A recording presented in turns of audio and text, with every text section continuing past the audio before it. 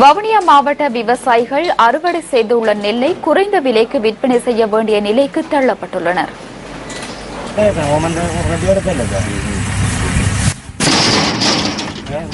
வவுனியா மாவட்டத்தில் அறுவடை ஆரம்பித்துள்ள நிலையில் நெல்லை குறைந்த விலைக்கு தனியாருக்கு விற்பனை செய்ய வேண்டிய நிலை ஏற்பட்டுள்ளதாக விவசாயிகள் தெரிவிக்கின்றனர்.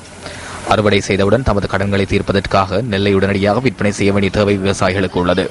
எனினும் நிர்ணயிக்கப்பட்ட விலையில் நெல்லை எவரும் கொள்வனவு செய்யாத நிலை காணப்படுவதாக விவசாயிகள் தெரிவிக்கின்றனர். காலபோக அறுவடை தொடங்கி இருக்கிற காலத்தில் இப்போ நெல் நாங்கள் சந்தைப்படுத்த முறையில் இருக்கிறோம். என்னென்னு சொன்னால் அரசாங்கம் கோஆபரேட்டிவ் எடுக்குமென்னு சொன்ன முறையில் எங்களுக்கு நிர்ணயிக்கப்பட்ட விலையில் கொடுக்க முடியாமல் இருக்குது.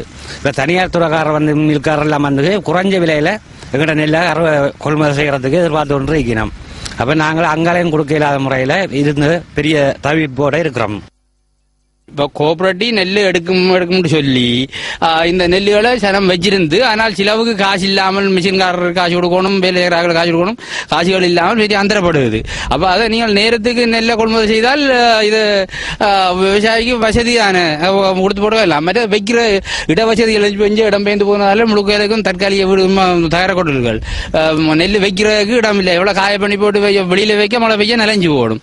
அப்போ சரியான இடம் டவுன் மாதிரி வசதியான வீடுகள் இங்கே. இந்த விடயம் தொடர்பில் வவுனியா பரநோக்கு கூட்டுறவு சங்கத்தின் தலைவரிடம் நாம் வினவினோம்.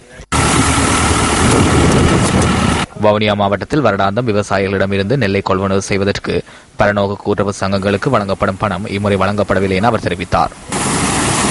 விவசாயிகளிடமிருந்து நெல்லை கொள்வனவு செய்வதற்கான நிதி கோரப்பட்டுள்ளதாகவும், நிதி கிடைக்கும் பட்சத்தில் நெல் கொள்வனவு உரிய முறையில் இடம்பெறும் எனவும் வவுனியா பரநோக்கு கூட்டுறவு சங்கத்தின் தலைவர் தெரிவித்தார்.